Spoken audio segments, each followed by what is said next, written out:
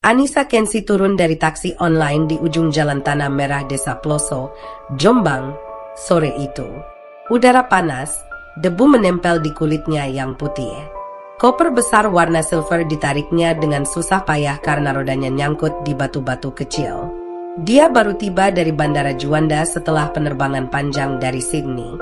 24 tahun hidupnya di Australia membuatnya belum pernah merasakan panas Jawa yang begini lengket. Rumah kontrakan yang disewa sudah menunggu. Rumah kecil bercat hijau muda, halamannya dipenuhi pohon pisang. Pemilik rumah, seorang ibu-ibu bernama Bu Nur, menyambutnya dengan senyum lebar dan segelas es teh manis. Anissa langsung minum habis karena kehausan. Bu Nur bilang pondok pesantren besar milik Kiai Haji Mansur cuma 5 menit jalan kaki dari situ. Kalau butuh apa-apa, langsung ke sana aja, Mbak.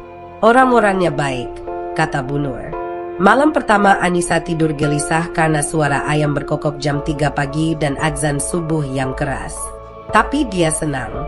Dia datang ke sini untuk bekerja sebagai relawan pengajar bahasa Inggris selama 1 tahun penuh. Proyeknya fokus ke anak-anak putus sekolah di sekitar Jombang. Pagi-pagi sekali dia sudah bangun, pakai celana pendek dan tank top, lalu jogging mengelilingi desa. Dia suka olahraga, badannya tinggi, kaki jenjang, rambut pirang diikat ponytail. Hari ketiga, saat jogging melewati jalan setapak di tengah sawah, Anissa salah belok. Jalannya semakin sempit, sepatunya terperosok lumpur. Tiba-tiba kakinya nyangkut akar padi, dia jatuh keras, pergelangan kaki kanannya langsung bengkak. Sakit sekali sampai dia hampir menangis. Di sekitar tidak ada orang. Hanya suara burung dan angin. Dari kejauhan, ada seorang laki-laki naik sepeda ontel mendekat. Dia pakai sarung, kemeja koko putih lengan digulung, kepala memakai peci hitam. Umurnya kira-kira 26 tahun, badannya tinggi tegap, kulitnya sawo matang, wajahnya bersih dengan jenggot tipis rapi. Dia turun dari sepeda, mendekat dengan cepat. Anissa panik sebentar karena tidak biasa bertemu orang asing di tempat sepi. Tapi wajah laki-laki itu tenang dan ramah. Dia jongkok, memeriksa kaki Anissa tanpa menyentuh terlalu lama. Matanya fokus ke pergelangan yang sudah membiru. Dia mengambil botol air dari tasnya, menuang sedikit ke kaki Anissa supaya dingin. Anissa cuma bisa diam, jantungnya berdegup kencang entah karena sakit atau karena tatapan laki-laki itu terlalu tajam. Laki-laki itu mengeluarkan kain sarung cadangan dari tas, lalu membalut kaki Anissa dengan hati-hati supaya bengkaknya tidak tambah parah. Gerakannya cepat dan terlatih, seperti sudah biasa menangani hal-hal begini. Setelah selesai, dia membantu Anissa berdiri perlahan. Anissa meringis, tapi bisa bertahan. Dia mengantar Anissa jalan pelan-pelan sampai ke ujung sawah yang sudah ada jalan aspal lagi. Sepanjang jalan mereka tidak banyak bicara karena Anissa malu dan masih kesakitan. Tapi laki-laki itu memperkenalkan diri. Namanya Ahmad Zaki, biasa dipanggil Zaki.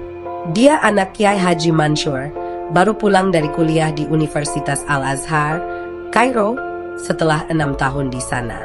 Sekarang dia membantu mengajar di pesantren ayahnya sambil menunggu giliran jadi pengasuh. Anissa mengucek-ucek matanya, tidak menyangka anak Kiai bisa bicara bahasa Inggris lancar dengan aksen Arab yang kental. Zaki tertawa kecil melihat ekspresi Anissa. Dia bilang di Mesir dia sering ngobrol sama mahasiswa dari berbagai negara, jadi terbiasa. Mereka sampai di depan rumah kontrakan Anissa. Bu Nur sudah panik mencari kemana anak bule itu pergi pagi-pagi. Zaki menitipkan Anissa ke Bu Nur, lalu pamit pulang. Sebelum pergi, dia mengeluarkan ponsel, meminta nomor WhatsApp Anissa. Katanya kalau butuh apa-apa di Jombang, langsung hubungi saja. Anissa ragu sebentar, tapi akhirnya memberi nomornya. Zaki tersenyum, naik sepeda ontel lagi, lalu menghilang di tikungan. Sepanjang hari itu Anissa hanya bisa tiduran di kasur karena kakinya masih sakit. Dia memandangi plafon kayu sambil memikirkan Zaki. Wajahnya terus muncul di kepalanya. Bukan karena ganteng biasa, tapi ada aura tenang yang membuat orang nyaman. Malamnya, saat Anissa sedang mengompres kaki dengan es batu, ponselnya bergetar.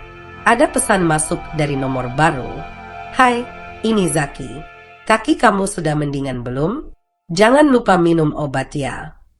Anissa tersenyum sendiri membaca pesan itu. Dia balas singkat, bilang sudah jauh lebih baik dan terima kasih banyak atas bantuannya tadi. Mereka mulai chat panjang. Zaki cerita tentang pesantren, tentang santri yang nakal, tentang ayahnya yang ketat. Anissa cerita tentang Sydney, tentang pantai Bondi, tentang keluarganya yang rutin ke gereja setiap minggu. Hari berikutnya Zaki datang lagi ke rumah kontrakan bawa obat merah dan perban baru. Dia ganti balutan kaki Anissa dengan telaten. Bu Nur cuma ngintip dari dapur, tersenyum sendiri. Seminggu kemudian kaki Anissa sudah sembuh total. Tapi pertemuan mereka tidak berhenti di situ. Anissa mulai sering datang ke pondok pesantren untuk mengajar bahasa Inggris gratis ke santri putri. Zaki selalu menemani, membantu menerjemahkan kalau ada yang sulit. Anissa suka sekali melihat Zaki mengajar.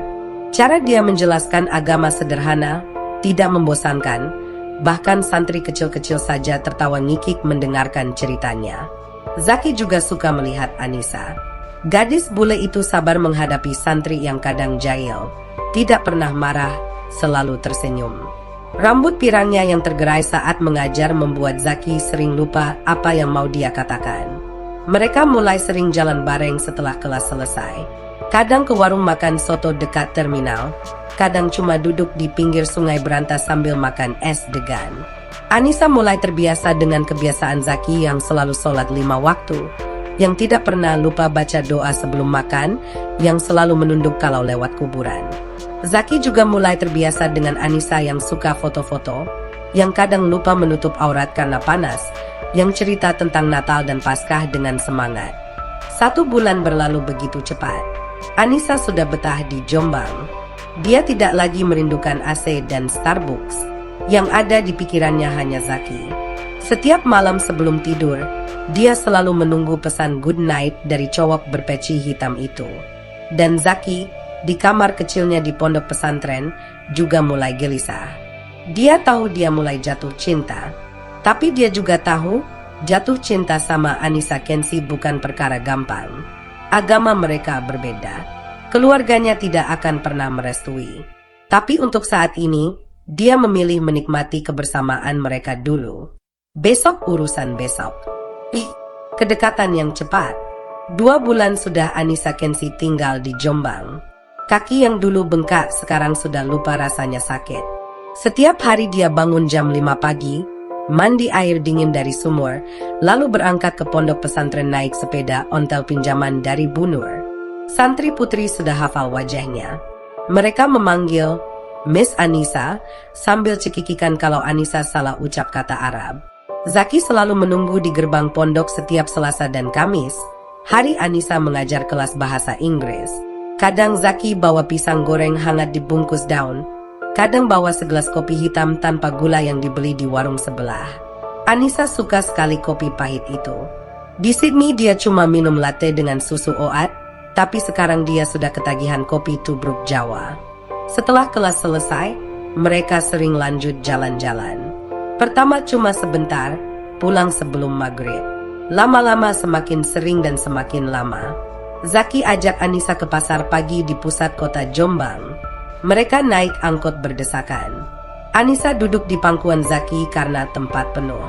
Zaki cuma diam, wajahnya memerah, tangannya pegang tiang angkot erat-erat supaya tidak menyentuh pinggang Anissa terlalu lama. Di pasar mereka beli sayur, ikan asin, dan jajanan. Anissa suka sekali dawet ireng yang dijual Mbok Sumi. Zaki selalu bayar tanpa banyak bicara. Kalau Anissa mau bayar sendiri, Zaki cuma bilang pelan, laki-laki yang ngajak, laki-laki yang bayar. Anissa cuma tersenyum dan menurut. Sore hari mereka sering duduk di tepi sungai berantas. Anissa suka buka sepatu, celupin kaki ke air yang dingin. Zaki duduk agak jauh, takut fitnah kalau ada orang lewat. Mereka foto bareng pakai ponsel Anissa. Zaki awalnya malu-malu, lama-lama sudah biasa. Foto mereka berdua tersimpan rapi di folder khusus di galeri Anissa, diberi nama My Zaki. Anissa mulai banyak berubah tanpa sadar. Dia sudah jarang pakai celana pendek. Sekarang lebih sering pakai rok panjang atau celana kain yang longgar. Saat ke pondok, dia selalu pakai kerudung segi 4 warna pastel yang dibelikan Zaki di toko dekat masjid. Santri putri senang sekali melihat Anissa berkerudung. Mereka bilang Anissa cantik seperti artis Turki. Zaki juga mulai terbuka banyak cerita. Dia cerita masa kecilnya yang selalu diawasi ketat karena anak kiai. Tidak boleh main bola di sawah karena takut baju kotor, tidak boleh pacaran karena haram, tidak boleh punya teman perempuan. Dia cerita betapa beratnya jadi anak tunggal Kiai Mansur. Semua orang mengharapkan dia sempurna. Kalau salah sedikit, langsung jadi bahan omongan ribuan santri dan warga sekitar. Anissa mendengarkan dengan serius. Dia cerita balik tentang keluarganya di Sydney. Ayahnya pendeta di gereja besar, ibunya guru sekolah minggu. Setiap Natal rumah mereka penuh lampu dan pohon cemara besar. Anissa kecil selalu jadi malaikat dalam drama Natal. Dia cerita dia belum pernah pacaran serius karena semua cowok di gerejanya terlalu biasa. Tidak ada yang membuat hatinya bergetar seperti saat bersama Zaki. Malam hari mereka chat sampai larut. Zaki selalu ingatkan Anissa sholat kalau sudah waktunya, meskipun tahu Anissa tidak sholat. Anissa cuma balas stiker tertawa dan bilang, "Nanti aku belajar ya, sabar." Zaki cuma jawab, "Aku tunggu, Nis." Pelan-pelan gak apa-apa.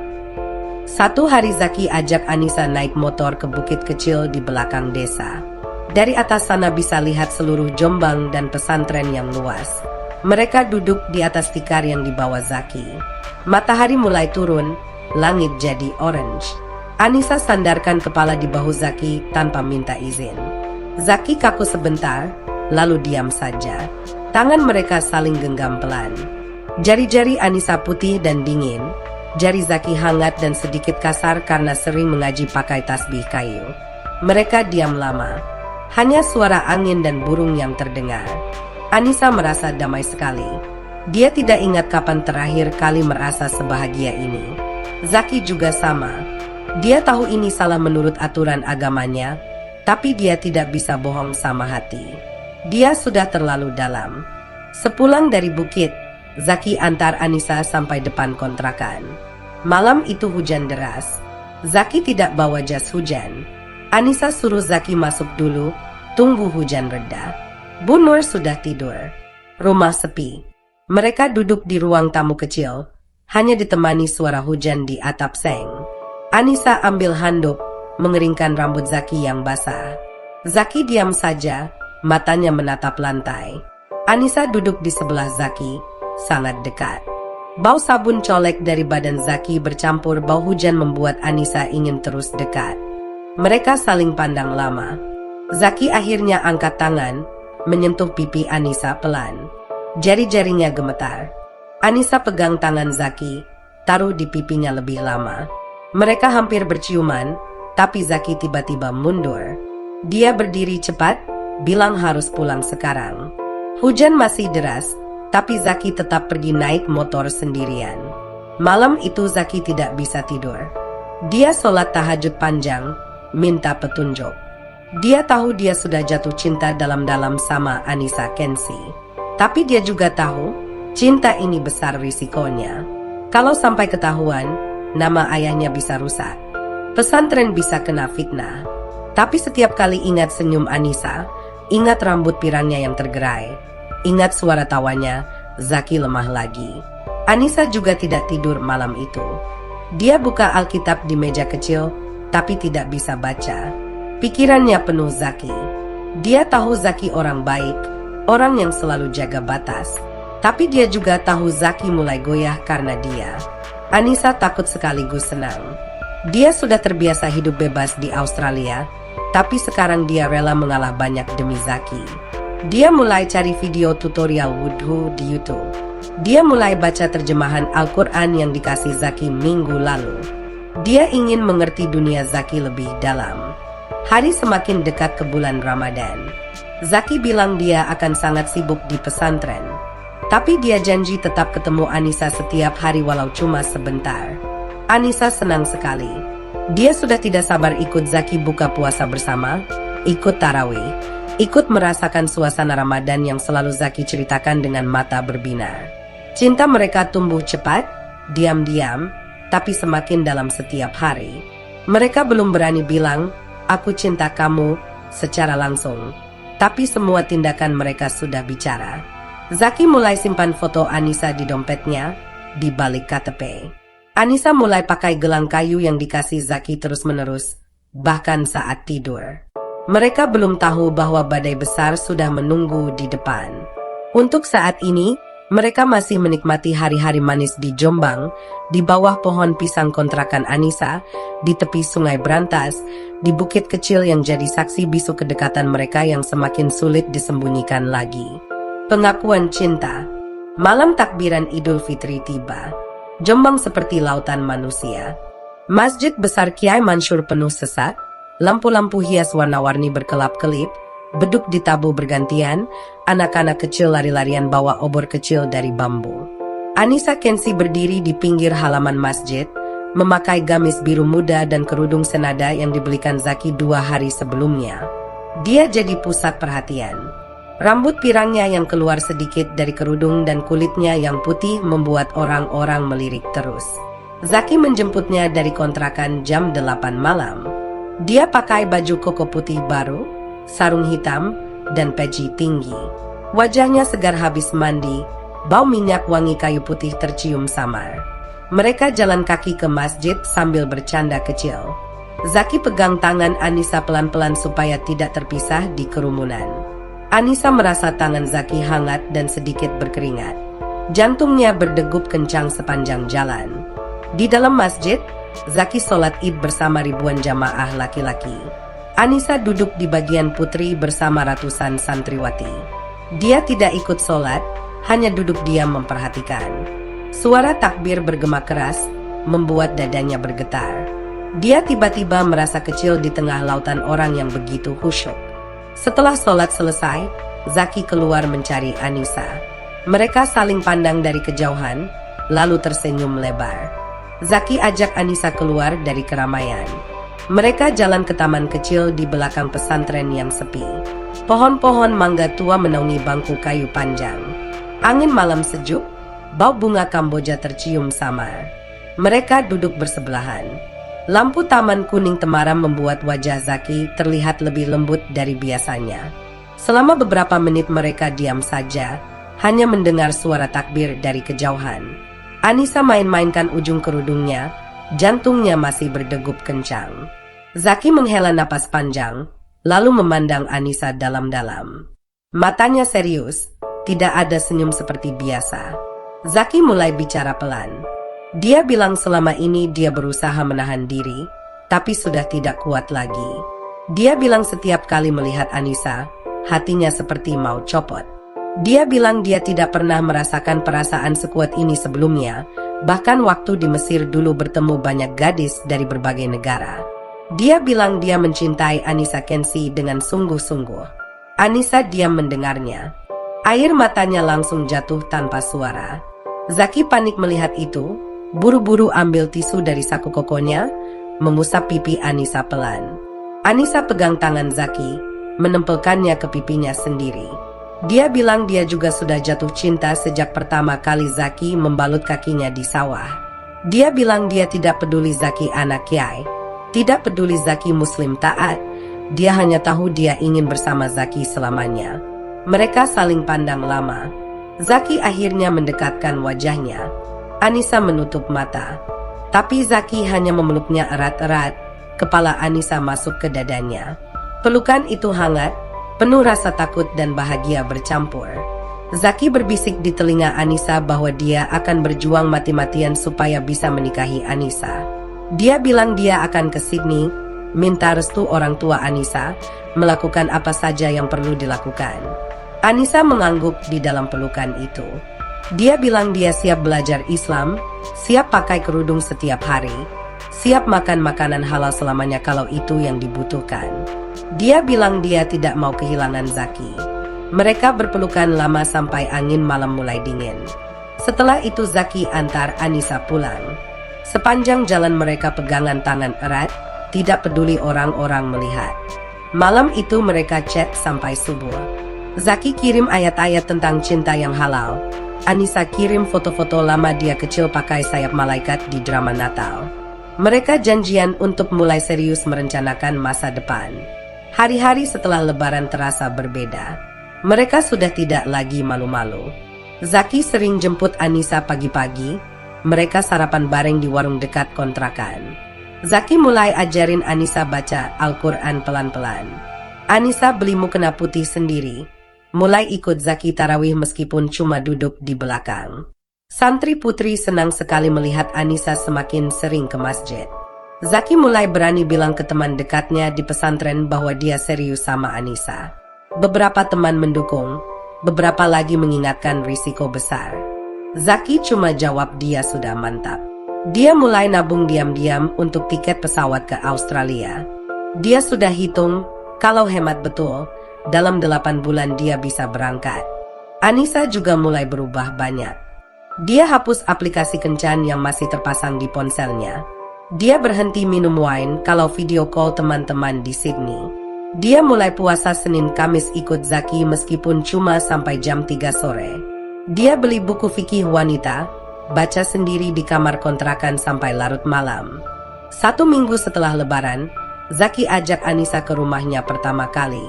Kiai Mansur dan istri sedang ke Surabaya menghadiri undangan. Rumah besar bergaya limasan itu sepi. Zaki masak mie goreng spesial untuk Anissa. Mereka makan di ruang tamu sambil nonton TV yang jarang dinyalakan. Setelah makan, Zaki ajak Anissa ke kamarnya di lantai 2. Kamar sederhana, hanya ada kasur, meja belajar, dan rak buku penuh kitab kuning. Di situ Zaki buka laci, keluarkan kotak kecil. Di dalamnya ada cincin perak sederhana dengan ukiran kaligrafi kecil. Zaki bilang itu cincin yang dia beli di Kairo dulu, niatnya buat calon istri. Dia berikan ke Anissa, suruh simpan dulu. Anissa menangis lagi, memakai cincin itu di jari manisnya. Mereka berpelukan lagi di kamar itu, kali ini lebih lama dan lebih erat. Malam itu Anissa pulang dengan hati penuh harapan. Dia sudah membayangkan pernikahan mereka, membayangkan tinggal di Jombang, punya anak yang bisa ngaji dan bahasa Inggris. Zaki juga sama. Dia mulai sholat istihara setiap malam, minta petunjuk apakah Anissa memang jodohnya. Mereka belum tahu bahwa langkah pertama sudah terdeteksi. Ada santri yang melihat Zaki dan Anissa keluar dari rumah besar malam itu. Ada tetangga yang melihat mereka sering bareng. Bisik-bisik mulai beredar pelan di kalangan pesantren. Tapi untuk saat ini, Zaki dan Anissa masih terlalu bahagia untuk peduli. Cinta mereka sudah diucapkan, janji sudah diikrarkan, dan mereka merasa dunia ada di tangan mereka. Mereka masih punya beberapa minggu tenang sebelum badai pertama benar-benar datang menghantam. Badai dari keluarga Zaki. 2 minggu setelah malam takbiran, Zaki memutuskan untuk bicara jujur sama ibunya. Dia pilih waktu yang tepat, selepas maghrib, ayahnya sedang ngajar kitab di masjid, rumah besar sepi. Zaki masuk ke ruang tengah, duduk di tikar depan ibunya yang sedang menyetrika sarung ayah. Bu Nyai Rahma, ibunya Zaki, wanita berusia 55 tahun, badannya kecil tapi matanya tajam. Dia langsung tahu anaknya mau bicara serius karena Zaki jarang duduk diam begitu. Zaki buka cerita pelan-pelan. Dia bilang sudah 3 bulan ini dekat sama Anissa Kensi, bule Australia yang mengajar di pesantren. Dia bilang dia sudah jatuh cinta dalam-dalam dan ingin menikahi Anissa. Dia bilang Anissa mau belajar Islam, mau pakai kerudung selamanya, mau ikut hidup di Jombang. Zaki bicara sambil menunduk, tangannya memilin ujung sarung. Bu Nyai Rahma berhenti menyetrika. Mukanya langsung pucat. Dia taruh setrika, duduk tegak, lalu menangis tanpa suara. Air matanya jatuh ke tikar. Zaki panik, langsung memeluk ibunya. Bu Nyai cuma geleng-geleng kepala. Dia bilang ini bukan masalah mau atau tidak mau, tapi masalah nama keluarga, nama pesantren, nama ribuan santri yang menjadikan keluarga mereka teladan. Kalau anak kiai nikah sama orang Kristen, pesantren bisa pecah. Santri dari keluarga keras bisa cabut semua. Malam itu juga Bu Nyai cerita ke Kiai Mansur. Kiai yang biasanya tenang langsung naik darah. Dia panggil Zaki ke ruang kerja jam 11 malam. Kiai duduk di kursi kayu jati besar. Zaki berdiri di depannya seperti anak kecil kena marah. Kiai bicara keras. Dia bilang Zaki sudah gila. Dia bilang darah Kiai harus murni, keturunan harus dari keluarga santri juga. Dia bilang kalau Zaki nekat, pesantren yang dibangun puluhan tahun bisa hancur dalam semalam. Kiai kasih ultimatum, tinggalkan Anissa sekarang juga atau keluar dari rumah dan jangan pernah balik lagi. Zaki pulang ke kamar dengan badan lemas. Dia duduk di sajadah, menangis sampai subuh. Dia sholat tahajud berulang-ulang, minta jalan keluar. Tapi hatinya sudah bulat. Dia tidak mau tinggalkan Anissa. Pagi harinya dia tetap chat Anissa seperti biasa, bilang, aku baik-baik saja, jangan khawatir. Tapi sebenarnya dia sudah tidak tidur 2 hari. Beberapa hari kemudian, kabar mulai bocor keluar. Ada santri yang dengar dari pembantu rumah, ada tetangga yang lihat Zaki jemput Anissa malam-malam. Mulut ke mulut cepat sekali. Dalam seminggu, sudah ada grup WhatsApp Nahdlin Jombang yang bahas, anak Kiai Mansur pacaran sama bule kafir. Ada yang bilang Anissa cuma mau main-main, ada yang bilang Zaki sudah murtad karena pacaran. Kiai Mansur mulai sakit. Tekanan darahnya naik drastis. Dia harus masuk rumah sakit Islam Jombang selama 3 hari. Dokter bilang jantungnya lemah karena stres berat. Pesantren mulai gaduh. Beberapa wali santri datang protes, bilang kalau anak Kiai boleh pacaran sama non-muslim, anak mereka juga boleh. Santri putra mulai ramai di grup Telegram. Ada yang dukung Zaki, ada yang bilang Zaki harus dipecat dari pesantren. Zaki tetap diam di kamar. Dia tidak keluar rumah selama seminggu. Makanannya diantar ibunya ke kamar. Bu Nyai Rahma menangis setiap kali antar makanan. Dia bilang Zaki tegas sekali bikin ayahnya sakit. Zaki cuma diam, matanya sembab. Malam hari dia tetap chat sama Anissa, bilang dia sedang berjuang, bilang sabar ya, sebentar lagi selesai. Anissa di kontrakan mulai panik. Dia tahu ada masalah besar karena Zaki jarang balas chat, suaranya lemah kalau telepon. Dia datang ke pesantren 2 kali, tapi tidak diizinkan masuk. Penjaga gerbang bilang Kiai sedang sakit, tamu dilarang. Anissa pulang dengan mata merah. Dia mulai takut kehilangan Zaki. Hari ke-10 setelah ultimatum, Kiai Mansur pulang dari rumah sakit. Tubuhnya kurus sekali dalam seminggu. Dia panggil Zaki lagi ke ruang kerja. Kali ini suaranya pelan tapi tegas. Dia bilang Zaki punya 2 pilihan terakhir. Tinggalkan Anissa selamanya dan tetap jadi penerus pesantren, atau keluar rumah malam ini juga, bawa barang secukupnya, dan jangan pernah muncul lagi di Jombang. Zaki menangis di depan ayahnya untuk pertama kali seumur hidup. Dia sujud di kaki Kiai Mansur, minta maaf berulang-ulang. Tapi hatinya tetap sama. Malam itu juga, jam 12, Zaki keluar kamar dengan koper kecil dan tas ransel. Dia cium tangan ayah dan ibunya yang sudah menangis di ruang tamu. Kiai Mansur cuma diam, matanya merah. Bu Nyai Rahma memeluk Zaki erat-erat, tapi tidak menahannya. Zaki naik motor bututnya, keluar gerbang pesantren tanpa melihat ke belakang. Hujan gerimis malam itu. Dia menuju Surabaya, ke rumah teman kuliahnya dulu yang punya kos-kosan kecil. Sepanjang jalan dia menangis sampai helmnya basah. Dia sudah kehilangan rumah, keluarga, dan masa depannya di pesantren dalam 1 malam. Tapi dia tidak menyesal. Dia tahu dia melakukannya demi Anissa. Pagi harinya kabar sudah menyebar kemana-mana. Grup-grup WhatsApp Nahdlian ramai. Ada yang bilang Zaki diusir, ada yang bilang Zaki kabur sama bule. Kiai Mansur sakit lagi, kali ini lebih parah. Dia harus dirawat di ICU. Pesantren mulai sepi, beberapa santri besar angkat kaki, wali santri menarik anaknya.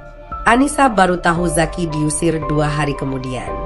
Zaki telepon dari Surabaya, suaranya parau. Dia bilang dia sudah tidak punya rumah lagi, tapi dia tetap mau sama Anissa. Anissa menangis di kontrakan sampai Bu Nur panik. Dia langsung naik travel ke Surabaya, ketemu Zaki di kos-kosan kecil yang pengap. Zaki kurus sekali, matanya cekung, Tapi begitu lihat Anissa dia langsung tersenyum lebar. Mereka berpelukan lama di depan pintu kos. Anissa bilang dia akan ikut Zaki kemana saja. Zaki bilang dia akan cari kerja, nabung lagi dari nol, tetap nikahi Anissa. Mereka duduk di lantai kos-kosan itu, makan mie instan bersama, merencanakan hidup baru. Zaki bilang dia masih punya tabungan sedikit dari ngajar ngaji online, cukup buat sewa kos setahun. Tapi badai dari keluarga Zaki belum selesai. Kiai Mansur masih kritis di rumah sakit. Bu Nyai Rahma setiap hari menangis di samping tempat tidur suaminya. Beberapa kiai sepuh datang menengahi, bilang Zaki harus diampuni kalau mau kembali tanpa Anissa. Tapi Zaki menolak. Dia sudah memilih jalannya. Di Jombang, nama Zaki dan Anissa jadi bahan omongan satu kecamatan. Anissa sudah tidak berani keluar kontrakan sendirian. Bu Nur mulai takut, bilang lebih baik Anissa pindah kalau mau aman. Tapi Anissa tetap bertahan. Dia tahu perjuangannya baru mulai. Cinta mereka sekarang bukan lagi cuma soal dua orang yang saling suka. Ini sudah jadi perang antara cinta dan tradisi, antara hati dan nama baik keluarga. Zaki mulai kerja serabutan jadi guru ngaji online malam hari. Siang hari dia kirim lamaran kemana-mana. Anissa tetap mengajar di desa-desa kecil, pulang malam naik travel bareng Zaki kalau bisa. Mereka ketemu diam-diam di Surabaya setiap akhir pekan. Pelukan mereka sekarang penuh rasa takut, tapi juga penuh tekad. Mereka belum tahu bahwa badai dari pihak Anissa juga sudah mendekat. Untuk saat ini, mereka masih bertahan dengan sisa-sisa harapan yang tersisa. Tekanan dari keluarga Anissa. Anissa Kensi duduk di kamar kos Zaki yang sempit di Surabaya. Kipas angin kecil berisik di atas kepala, tapi tetap panas. Sudah 2 minggu Zaki tinggal di sana, dan Anissa datang hampir setiap akhir pekan dengan naik bus dari Jombang. Malam itu, hari Sabtu, Anissa memutuskan untuk video call orang tuanya di Sydney. Sudah lama dia tidak cerita jujur. Selama ini dia hanya bilang, aku baik-baik saja, kerja lancar, teman-teman di sini ramah. Tapi malam itu dia sudah tidak tahan lagi. Dia ingin mereka tahu tentang Zaki. Anissa pakai kaos lengan panjang dan kerudung lebar supaya tidak terlalu mencolok perbedaannya. Zaki duduk di luar kamar, di teras kos, pura-pura baca kitab, tapi sebenarnya mendengarkan. Jam 9 malam waktu Indonesia, jam 12 siang di Sydney. Layar laptop terbuka, wajah David Kensi dan Sarah Kensi muncul. Ayahnya masih pakai kemeja pendeta, ibunya baru selesai masak makan siang. Anissa mulai bicara pelan. Dia bilang dia sudah punya pacar serius. Namanya Ahmad Zaki, orang Indonesia, anak kiai besar di Jombang. Dia bilang Zaki orang baik, pintar, sopan, dan sangat mencintainya. Dia bilang dia juga mencintai Zaki dan ingin menikah dengannya. Wajah David Kensi langsung berubah. Matanya menyipit, tangannya mengepal di atas meja makan. Dia langsung bicara keras. Dia bilang Zaki Muslim, mereka beda agama total. Dia bilang Islam dan Kristen tidak bisa disatukan. Dia bilang kalau Anissa nekat nikah sama Zaki, dia akan dikucilkan dari gereja, keluarga besar akan memutus hubungan, dan Tuhan tidak akan memberkati pernikahan itu. Sarah Kensi cuma menangis di samping suaminya, tangannya menutup mulut. Anissa mencoba menjelaskan bahwa Zaki tidak memaksa dia pindah agama, bahwa mereka akan cari jalan tengah. Tapi David Kensi tidak mau dengar. Dia bilang tidak ada jalan tengah antara Yesus dan Muhammad. Dia bilang Anissa adalah satu-satunya anak mereka. Kalau Anissa memilih laki-laki Muslim, mereka akan anggap tidak punya anak lagi. Panggilan video ditutup mendadak. Layar jadi hitam. Anissa langsung menangis keras di atas kasur tipis Zaki. Zaki masuk, memeluk Anissa dari belakang. Dia diam saja, cuma mengusap punggung Anissa pelan-pelan. Anissa menangis sampai bajunya basah. Malam itu dia tidak bisa tidur. Dia buka Alkitab di ponsel, tapi setiap ayat yang dia baca seperti menampar dirinya sendiri. Dia takut kehilangan Tuhan, tapi juga takut kehilangan Zaki. Besok paginya Anissa dapat pesan panjang dari ibunya. Sarah Kensi menulis bahwa seluruh gereja sudah tahu. Ada yang lihat foto Anissa pakai kerudung di Instagram teman Monya. Jemaat mulai bergosip. David Kensi diminta mundur dari jabatan pendeta kalau tidak bisa mengontrol anak sendiri. Sarah minta Anissa pulang sekarang juga sebelum semuanya hancur. Anissa tidak balas pesan itu. Dia cuma matikan ponsel, lalu pergi ke masjid kecil dekat kos Zaki. Dia duduk di pojok halaman, lihat orang-orang sholat. Dia mulai ragu-ragu. Dia sudah belajar wudhu, sudah bisa baca Fatihah, tapi hatinya masih terikat pada gereja kecil di Sydney, pada lagu-lagu Natal, pada doa sebelum makan yang diajarkan ayahnya sejak kecil. Hari-hari berikutnya semakin berat. Keluarga besar dari pihak ibunya mulai telepon satu persatu. Paman, tante, sepupu, semua bilang hal yang sama. Pulang, tinggalkan laki-laki itu. Ada sepupu yang bilang kalau Anissa masuk Islam, dia akan dianggap mati oleh keluarga. Anissa cuma diam mendengarkan, lalu matikan telepon. Zaki melihat Anissa berubah. Matanya sering kosong. Dia jarang tersenyum lagi. Makan sedikit, tidur gelisah. Zaki coba hibur dengan ajak jalan ke pantai Kenjeran, beli es krim, tapi Anissa cuma diam. Zaki tahu Anissa sedang di persimpangan. Dia tidak mau memaksa Anissa masuk Islam sekarang, tapi dia juga takut kalau Anissa mundur. Satu malam Anissa buka laptop, cari tiket pesawat pulang ke Sydney. Dia hampir tekan beli, tapi tangannya gemetar. Dia ingat pelukan Zaki di malam takbiran, ingat janji Zaki yang sudah kehilangan keluarga demi dia. Dia tutup laptop, lalu menangis lagi. 2 minggu kemudian, David Kensi kirim email resmi. Isinya singkat, kalau Anissa masih bersama Zaki sampai akhir tahun, warisan rumah dan tabungan keluarga akan dialihkan ke gereja. David bilang itu cara terakhir supaya Anissa sadar. Anissa baca email itu di warung kopi dekat kos, lalu langsung muntah di toilet. Zaki panik, bawa Anissa pulang, suruh istirahat. Malam itu Anissa mimpi buruk. Dia mimpi berdiri di tengah jalan. Satu sisi ada gereja dengan ayah dan ibunya memanggil, satu sisi ada masjid dengan Zaki menunggu. Dia lari kedua arah tapi tidak sampai kemana-mana. Dia bangun tengah malam dengan teriakan kecil. Zaki bangun juga, peluk Anissa sampai pagi. Anissa mulai jarang ke gereja online yang biasa dia ikuti setiap minggu malam. Dia malu kalau pendeta atau teman gereja tanya kabar. Dia mulai hapus foto-foto lama di Instagram yang ada salib atau pohon Natal. Tapi di dalam hatinya dia masih ragu. Dia takut kalau masuk Islam hanya karena Zaki, lalu suatu hari menyesal. Zaki mulai kerja lebih keras. Dia ambil kelas ngaji online sampai jam 12 malam supaya bisa bayar kos dan makan. Dia tidak mau Anissa susah. Tapi Anissa lihat Zaki semakin kurus, matanya cekung. Anissa merasa bersalah. Dia yang bikin Zaki kehilangan rumah, sekarang dia sendiri masih ragu. Satu hari Anissa ke dokter kandungan di Surabaya karena telat datang bulan 2 minggu. Hasil tes pak positif. Dia hamil. Dia duduk di bangku taman rumah sakit sendirian. Tangan gemetar pegang kertas hasil lab. Dia takut sekali. Kalau keluarganya tahu, mereka akan semakin marah. Kalau pesantren Zaki tahu, nama Zaki akan semakin hancur. Anissa pulang ke kos dengan taksi. Zaki belum pulang kerja. Anissa duduk di lantai, menangis sendirian. Dia belum berani bilang ke Zaki. Dia takut Zaki senang, tapi dia sendiri belum siap jadi ibu. Apalagi dengan status yang masih abu-abu. Dia buka Alkitab lagi, baca Mazmur 23, tapi air matanya jatuh ke halaman. Malam itu Zaki pulang capek. Anissa peluk Zaki erat-erat tanpa bicara. Zaki tahu ada yang salah, tapi Anissa cuma bilang, peluk aku saja. Mereka tidur berpelukan, tapi Anissa tidak tidur benar-benar. Pikirannya penuh.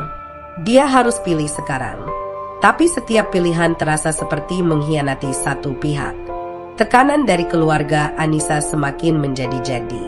David Kensi telepon Zaki langsung lewat nomor yang didapat dari teman Ngo. Dia marah besar. Bilang Zaki perusak keluarga, bilang Zaki akan tanggung dosa besar kalau Anissa sampai masuk Islam. Zaki cuma diam mendengarkan, lalu tutup telepon. Setelah itu dia duduk di teras kos sampai subuh, merokok yang sudah lama dia tinggalkan. Anissa mulai sakit-sakit karena stres, mual terus, badan lemes. Zaki bawa ke dokter lagi, disuruh istirahat total. Anissa cuma bisa tiduran di kos, lihat langit-langit yang retak. Dia tahu waktu untuk memilih semakin sempit. Cintanya pada Zaki masih besar, tapi rasa takut kehilangan keluarga dan iman lamanya juga sama besar. Bab 5 berakhir dengan Anissa memegang tespak positif di tangannya, menatap kosong ke jendela kecil kos Zaki. Di luar hujan deras, petir menyambar. Dia tahu keputusan besar harus diambil dalam beberapa hari ke depan. Tapi dia belum tahu keputusan mana yang akan membuatnya tetap utuh sebagai manusia. Upaya terakhir. Anissa Kensi duduk di lantai kos Zaki, memandangi tespak yang masih menunjukkan 2 garis merah. Sudah 3 hari dia menyimpan rahasia itu sendirian. Zaki pulang malam karena tambah kelas ngaji online, langsung tidur lemas di kasur. Anissa takut membangunkannya. Dia tahu kalau bilang sekarang, Zaki pasti langsung mau nikah, tapi Anissa belum siap masuk Islam sepenuhnya. Dia masih takut keluarganya benar-benar memutus hubungan. Pagi hari keempat, Anissa akhirnya berani bilang. Zaki yang sedang wudhu langsung berhenti gerak. Air masih menetes dari dagunya. Dia menatap Anissa lama, lalu tersenyum lebar, matanya berkaca-kaca. Dia peluk Anissa erat-erat sampai Anissa sesak napas. Zaki bilang ini anugerah terbesar. Dia janji akan kerja lebih keras, akan cari rumah kecil, akan nikahi Anissa secepat mungkin. Mereka langsung cari jalan keluar. Zaki telepon Ustadz senior di Surabaya yang dulu ngajar dia di Mesir, namanya Ustadz Fauzi. Zaki bilang dia mau nikah secepatnya, tapi calon istrinya masih Kristen. Ustadz Fauzi bilang satu-satunya cara syar'i adalah Anissa syahadat dulu, baru bisa akad. Zaki minta waktu, bilang Anissa sudah mau belajar. Ustadz setuju mereka datang besok pagi ke rumahnya. Malam itu mereka naik motor ke Surabaya Pusat. Anissa pakai gamis panjang dan kerudung besar supaya tidak terlalu kelihatan bule. Rumah Ustadz Fauzi besar, halamannya penuh mobil. Di ruang tamu sudah ada 5 orang saksi yang dipanggil khusus. Anissa duduk di sofa, tangannya dingin. Zaki pegang tangan Anissa di bawah meja supaya tenang. Ustadz Fauzi mulai tanya pelan-pelan. Dia tanya apakah Anissa sudah yakin masuk Islam dengan hati, bukan karena terpaksa. Anissa mengangguk lemah. Dia sudah latihan mengucap syahadat di kos selama seminggu. Ustadz suruh Anissa ulang 2 kalimat syahadat. Suara Anissa kecil, gemetar, tapi cukup jelas. Semua orang di ruangan bilang, Alhamdulillah. Zaki langsung sujud syukur di lantai. Anissa cuma diam, air matanya jatuh tanpa suara. Setelah syahadat, Ustadz bilang mereka bisa akad minggu depan kalau wali dari Anissa setuju. Zaki bilang wali hakim saja karena ayah Anissa di Australia. Ustadz setuju. Mereka pulang malam itu dengan hati penuh harapan. Zaki beli martabak manis di jalan, mereka makan di pinggir trotoar sambil ketawa. Anissa resmi jadi mualaf dengan nama Anissa Kensi Zahra. Tapi kebahagiaan itu cuma bertahan 2 hari. Pagi hari ketiga, ponsel Zaki penuh notifikasi. Ada video pendek viral di TikTok dan Instagram. Judulnya, Bule Kristen masuk Islam cuma demi anak Kiai Jombang. Video itu rekaman orang diam-diam waktu Anissa syahadat di rumah Ustadz. Wajah Anissa jelas terlihat, meskipun buram sedikit. Dalam sehari video itu ditonton 2 juta kali. Masuk FYP semua akun Nahdlien. Komentar langsung membanjir. Ada yang bilang Anissa pura-pura, cuma mau nikah doang. Ada yang bilang Zaki menghalalkan zina karena pacaran dulu. Ada yang bilang pesantren Kiai Mansur sudah rusak karena anaknya bawa bule kafir. Tagar anaknya bikin malu trending nomor 1 di Jawa Timur. Ponsel Bunyai Rahma langsung banjir telepon. Kiai Mansur yang baru boleh pulang dari rumah sakit langsung drop lagi. Kali ini dia pingsan di ruang tamu pas lihat video itu. Ambulans datang, bawa ke ICU lagi. Dokter bilang jantungan, harus pasang ring secepatnya. Pesantren langsung diserbu wartawan lokal. Gerbang ditutup rapat, Tapi wartawan tetap nekat masuk lewat belakang. Santri besar banyak yang kabur malam-malam. Wali santri datang ramai-ramai minta penjelasan. Bunyai Rahmat cuma bisa menangis di kamar. Zaki dapat telepon dari adik sepupunya. Katanya kalau Zaki tidak putus sekarang juga, Kiai Mansur bisa mati beneran. Zaki matikan ponsel, lempar ke tembok sampai pecah. Dia duduk di lantai kos, kepala di antara lutut, menangis tanpa suara. Anissa peluk Zaki dari belakang, tapi Zaki cuma diam kaku. Malam itu Zaki dapat pesan dari pengurus pesantren besar. Isinya singkat, Zaki diminta pilih malam ini juga, tinggalkan Anissa atau tinggalkan pesantren dan keluarga selamanya. Zaki duduk di teras kos sampai subuh, merokok 1 bungkus penuh. Anissa tidur gelisah di dalam, perutnya mulai sedikit membesar meski baru 2 bulan. Pagi harinya Zaki buka koper kecil, masukkan baju secukupnya. Dia tulis surat pendek di kertas kosong, taruh di meja. Dia cium kening Anissa yang masih tidur, lalu keluar kos tanpa suara. Motor bututnya dinyalakan pelan, dia menuju Jombang sendirian. Tapi di tengah jalan, Zaki berhenti di pom bensin. Dia buka dompet, lihat foto Anissa yang terselip di belakang KTP. Air matanya jatuh ke aspal. Dia balik motor, kembali ke Surabaya. Dia tahu dia tidak bisa tinggalkan Anissa, apalagi sekarang ada anak mereka di dalam perut. Sampai kos, Anissa sudah bangun. Matanya merah, jelas habis menangis. Dia lihat koper Zaki yang terbuka, lihat surat yang belum sempat dibuang. Anissa langsung peluk Zaki, bilang, "Jangan tinggalin aku." Zaki cuma peluk balik, bilang, "Aku pilih kamu, Nis. Apapun akibatnya."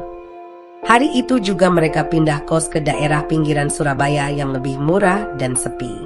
Zaki ganti nomor ponsel, hapus semua akun media sosial. Anissa juga sama. Mereka hidup seperti buronan. Zaki kerja 3 shift sehari, pagi ngajar TPQ, siang kurir online, malam ngaji Zoom. Anissa berhenti mengajar karena mual terus, cuma bantu Zaki bikin materi ngaji dari rumah. Kabar Kiai Mansur semakin buruk. Operasi ring gagal, dia koma 2 hari. Pesantren mulai sepi total. Santri tinggal separuh. Bunyai Rahmat setiap hari di rumah sakit, tidak makan tidak tidur. Ada kiai tetangga yang datang mediasi, minta Zaki pulang tanpa Anissa. Zaki tolak lewat telepon teman. Anissa mulai sering sakit. Tekanan darah rendah, sering pusing. Dokter bilang karena stres berat. Zaki bawa ke bidan tiap minggu, bayar dengan uang pas-pasan. Mereka makan nasi sama telur ceplok hampir setiap hari. Tapi Zaki tetap tersenyum di depan Anissa, bilang, "Sabar ya, sebentar lagi kita nikah resmi." Tapi nikah resmi semakin sulit. Ustadz Fauzi telepon, bilang banyak tekanan dari komunitas, akad minggu depan dibatalkan dulu. Zaki cuma diam, matikan telepon. Dia tahu perjuangan mereka belum selesai.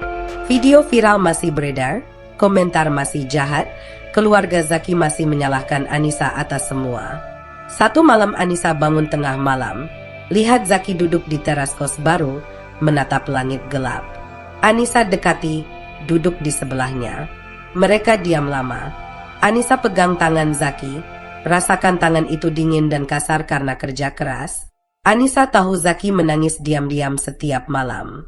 Dia juga tahu Zaki sudah kehilangan segalanya, keluarga, pesantren, nama baik, masa depan cerah. Anissa peluk Zaki dari samping. Mereka tetap diam sampai adzan subuh. Di dalam hati masing-masing, mereka tahu upaya terakhir mereka mungkin akan gagal. Tapi mereka masih pegang tangan erat, tidak mau lepas. Belum. Perpisahan yang menyakitkan. Hujan deras mengguyur Surabaya sejak pagi. Kos kecil di pinggiran kota basah semua, atap seng bocor di 3 tempat. Zaki taruh ember plastik bekas cat untuk menampung air. Anissa Kensi Zahra, nama barunya setelah syahadat, duduk di kasur tipis dengan perut yang sudah mulai membulat di bulan kelima. Wajahnya pucat, matanya cekung. Mual masih datang tiap pagi, tapi sekarang ditambah rasa lelah yang tidak hilang. Zaki pulang malam dari kerja kurir, badannya basah kuyup, tasnya penuh paket yang belum selesai diantar karena banjir. Dia buka pintu pelan, lihat Anissa sudah tidur meringkuk. Di meja kecil ada piring berisi nasi dingin dan telur mata sapi yang sudah keras. Zaki makan sedikit, lalu duduk di lantai, menatap Anissa lama. Dia tahu Anissa sudah tidak bahagia lagi. Sebulan terakhir mereka sering bertengkar. Bukan marah besar, tapi pertengkaran kecil yang meledak karena capek. Anissa bilang dia merasa bersalah terus karena Zaki kerja sampai sakit punggung. Zaki bilang dia tidak apa-apa, tapi matanya tidak bisa bohong. Anissa sering menangis diam-diam di kamar mandi, bilang dia takut anak mereka lahir tanpa kakek nenek dari dua sisi. Zaki cuma peluk, tapi pelukannya semakin lemah. Satu malam Anissa buka laptop tua Zaki, lihat email dari ibunya di Sydney. Sarah Kensi kirim foto rumah lama, pohon Natal kecil di ruang tamu, dan pesan pendek. Kapan kamu pulang, nak? Kami masih menunggu. Anissa menangis sampai sesak. Dia sudah 5 bulan tidak telepon orang tuanya. David Kensi masih marah besar, tapi ibunya tetap kirim email tiap minggu. Zaki lihat Anissa sering buka situs tiket pesawat, tapi tidak pernah sampai check out. Dia tahu Anissa sedang goyah. Zaki juga goyah. Dia dapat kabar Kiai Mansur sudah sadar dari koma, tapi sangat lemah. Bunyai Rahma minta Zaki pulang, bilang pesantren hampir tutup. Santri tinggal 300 dari 2000. Zaki tolak, tapi hatinya sakit setiap kali ingat ayahnya. Hari Sabtu hujan reda. Mereka naik motor ke stasiun Gubeng. Zaki bilang mau antar Anissa ke dokter kandungan. Tapi di tengah jalan Anissa minta berhenti di warung kopi kecil. Mereka duduk di bangku kayu basah. Anissa pegang tangan Zaki, lalu bicara pelan. Dia bilang dia tidak kuat lagi. Dia bilang dia cinta Zaki, tapi dia tidak sanggup lihat Zaki hancur karena dia. Dia bilang anak mereka butuh ayah yang punya rumah, punya keluarga, bukan hidup di kos bocor. Zaki diam lama. Matanya merah. Dia coba pegang tangan Anissa lebih erat, tapi Anissa tarik pelan. Anissa bilang dia akan pulang ke Sydney, melahirkan di sana, dibantu orang tuanya. Dia bilang dia tidak akan paksa Zaki ikut, karena Zaki punya tanggung jawab sama pesantren dan ayahnya yang sakit. Zaki cuma geleng kepala, bilang dia tidak mau pisah. Tapi suaranya lemah. Malam itu mereka bertengkar paling keras. Anissa bilang Zaki sudah korbankan terlalu banyak, sekarang giliran dia yang mengalah. Zaki bilang dia tidak peduli pesantren, tidak peduli nama baik. Dia cuma mau Anissa dan anaknya. Anissa menangis, bilang dia takut anak mereka besar tanpa kakek kiai, tanpa nenek pendeta, tanpa akar. Zaki pukul meja kecil sampai ember air tumpah. Mereka diam sampai subuh, duduk di dua sudut kamar. Pagi harinya Anissa sudah packing koper. Zaki duduk di lantai, merokok satu batang demi satu batang. Anissa kasih Zaki gelang kayu yang dulu Zaki kasih waktu lebaran. Zaki kasih balik cincin perak dari Kairo. Mereka saling balas barang, seperti mau hapus semua kenangan. Akhirnya Zaki berdiri, peluk Anissa terakhir kali. Pelukan itu dingin, penuh rasa sakit. Zaki antar Anissa ke Bandara Juanda dengan motor butut. Hujan gerimis lagi. Mereka tidak bicara sepanjang jalan. Di terminal keberangkatan, Anissa turun, tarik koper sendiri. Zaki ikut turun, berdiri di depan pintu kaca. Anissa menoleh sekali, mata mereka bertemu. Anissa angkat tangan pelan, seperti mau melambaikan tapi berhenti di tengah. Zaki cuma mengangguk kecil. Anissa masuk, menghilang di kerumunan. Zaki pulang sendirian. Motornya mogok 2 kali karena banjir. Sampai kos dia duduk di lantai, buka dompet, lihat foto Anissa yang masih terselip. Dia menangis sampai tenggorokan sakit. Malam itu dia naik motor ke Jombang, sampai pesantren jam 3 pagi. Gerbang dibuka pembantu rumah. Bunyai Rahma langsung peluk Zaki di halaman. Kiai Mansur masih lemah di kamar, tapi senyum tipis saat lihat anaknya pulang. Zaki langsung ambil alih pesantren. Dia ngajar dari subuh sampai isya, perbaiki atap bocor, datangi wali santri satu persatu minta maaf. Santri mulai balik perlahan. Nama pesantren pelan-pelan pulih. Zaki kurus, jenggotnya lebat, matanya kosong. Dia tidak pernah buka ponsel lama lagi. Nomor Anissa sudah dia blokir sendiri supaya tidak tergoda telepon. Anissa sampai di Sydney minggu depan. Ibunya jemput di bandara, peluk dia sampai nangis. David Kensi diam saja di mobil, tapi tangannya gemetar pegang setir. Anissa tinggal di rumah lama, kamarnya masih sama seperti dulu. Dia melahirkan anak laki-laki prematur di bulan ke-8. Beratnya cuma 2 kilo 300 gram. Namanya Lukas Ahmad Kensi. Matanya biru seperti Anissa, hidungnya mancung seperti Zaki. Anissa kerja paruh waktu di gereja sebagai guru sekolah minggu lagi. Dia pakai rok panjang, tidak pernah pakai kerudung lagi. Tapi setiap kali Lelet buka lemari, dia masih simpan satu kerudung biru muda yang dulu Zaki belikan. Lukas tumbuh cepat. Di usia 3 tahun dia sudah bisa bilang, Allahu Akbar, karena Anissa diam-diam ajarin dari video YouTube. David Kensi marah besar waktu tahu, tapi Anissa cuma diam. Zaki di Jombang jadi pengasuh pesantren penuh setelah Kiai Mansur meninggal 2 tahun kemudian. Dia nikah sama anak teman ayahnya, perempuan pendiam dari keluarga Kiai juga. Pernikahan sederhana, tidak ada senyum lebar di wajah Zaki. Istri barunya baik, tapi Zaki tetap tidur di kamar terpisah. Di meja kerjanya masih ada foto kecil Anissa yang disembunyi di laci paling bawah. Anissa di Sydney nikah lagi di usia 31 dengan Daniel, cowok kulit putih biasa yang dia kenal dari gereja. Pernikahan kecil, cuma keluarga inti. Lukas jadi page boo, pakai jas kecil. Anissa tersenyum di foto-foto, tapi matanya tidak berbinar. Setiap kali dengar adzan dari masjid kecil dekat rumah barunya, dia berhenti sejenak, lalu lanjut jalan sambil menahan napas. Zaki tidak pernah cari tahu kabar Anissa lagi. Anissa juga tidak pernah cari Zaki di Google. Mereka hidup di dua dunia yang sudah tidak bersinggungan lagi. Cinta mereka berakhir di Bandara Juanda waktu hujan gerimis itu. Tidak ada yang menang, tidak ada yang salah total. Hanya dua orang yang terlalu mencintai, tapi tidak cukup kuat melawan dunia yang menolak mereka. Lukas tumbuh jadi anak yang suka bertanya kenapa ibunya punya gelang kayu dan kerudung biru di laci rahasia. Anissa cuma tersenyum, bilang, itu kenangan dari teman lama. Zaki kadang terbangun tengah malam, lihat gelang kayu di tangan anaknya dari pernikahan baru, lalu ingat tangan Anissa yang dulu memakainya. Dia cuma tarik napas panjang, lalu lanjut tidur. Cinta mereka mati, tapi bekasnya tetap hidup di hati masing-masing, di tiap doa yang tidak pernah selesai, di tiap lagu yang pernah mereka nyanyikan bareng di tepi berantas. Selamanya.